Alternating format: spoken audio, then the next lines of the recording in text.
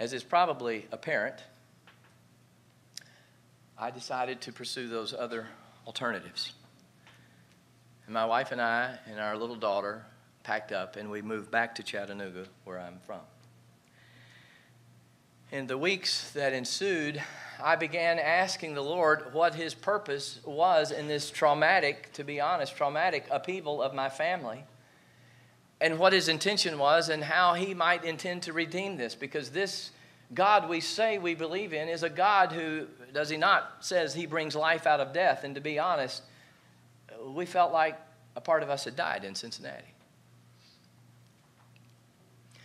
And I began reading the Old Testament stories to see how the real live heroes of the faith interacted with the real live God.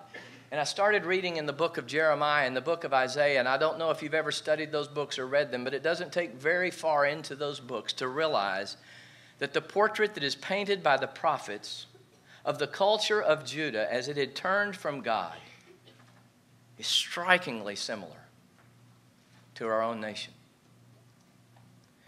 And to be honest, God began to break my heart for my country and where we were headed, and what my then 2-year-old little daughter would inherit someday. And how will I have responded in the midst of this turning away from God? As I got to the end of the book of Isaiah in chapter 59, verse 14, after the prophet has described this degenerate culture that's turned from God, the prophet makes this statement. He says, "Justice is turned back, and righteousness cannot enter, because truth has stumbled in the streets." And to be honest, for the first time, it occurred to me that, without truth, how do you determine what is just? How do you determine what is right? You have to have truth to have a just and righteous society. And the reality of the matter is that we all want a just and righteous society. I have yet to meet one person who says that I am in favor of an unjust and an unrighteous society. We would call that person lunatic or evil. But you see, we want what is just and what is right as we see it. And the question is, do we see it correctly?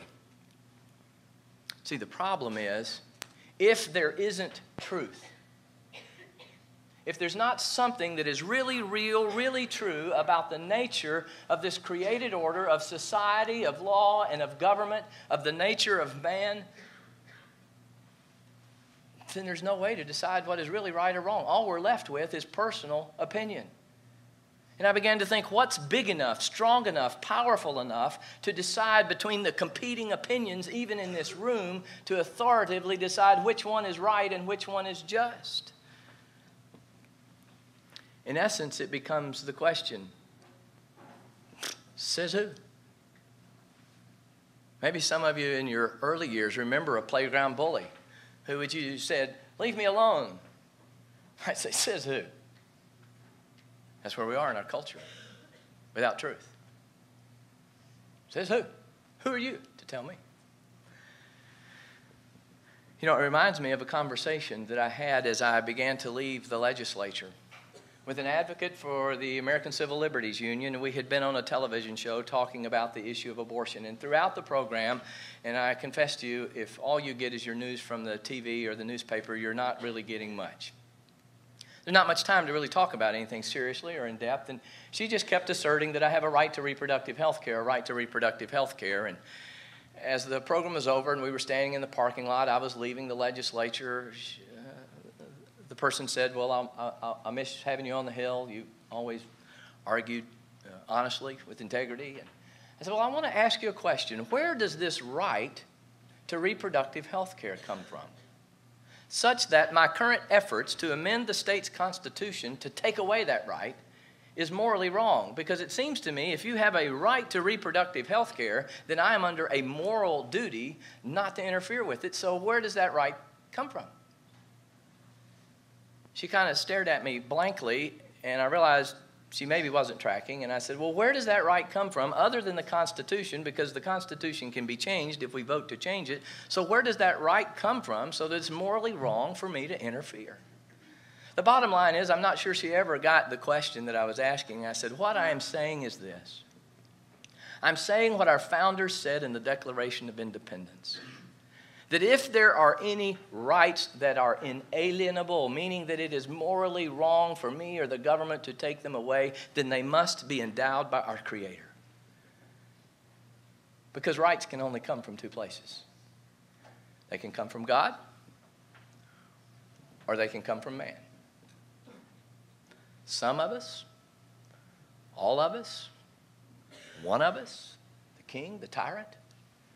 But those are the only choices we have. And I said, since you, by definition, with your organization, exclude the possibility of God, then it leaves it up to us. And in our form of government, the way we've decided who's right and who's wrong is by majority vote. And it would seem to me that if I have more people who support my position than yours, then I am by definition, in your worldview, right, and you are by definition wrong. You see, you really don't have a right. What you have is an argument. You have a preference. You have an opinion. You have a position. But you don't have a right. Because by definition, that's not possible.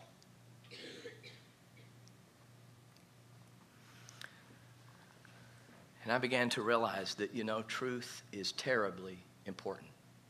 In a relativistic world that says there isn't any truth and we can't know any truth, the fact of the matter is that we can't not make truth claims. In fact, that last sentence was a truth claim.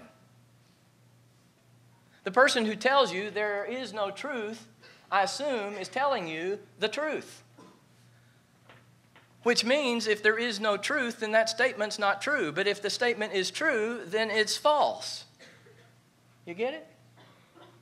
We're always making truth claims. That's the way God's wired us. And so it was that God began to stir in my heart when I read in the New Testament that Paul referred in Timothy to the church of the living God as the pillar and the ground of truth, that perhaps truth had stumbled in the streets because the church had failed to be the church. And maybe God had given me a law degree, not to be a lawyer and live on Easy Street, but to use that to battle the forces against truth and against God in our public squares, and to be that voice for truth. And it was because of that in 1994 I decided to run for the state senate. Here was a young guy that had never even met an elected official when I decided to run for the state senate against a 26-year incumbent. No point in starting easy. But we have an incredible God. And I will tell you that what He calls you to do, He will equip you to do. And I won. And I served for 12 years until I left in 2006. And that really is the story of how I went from being a private guy in a major law firm to running for the state senate.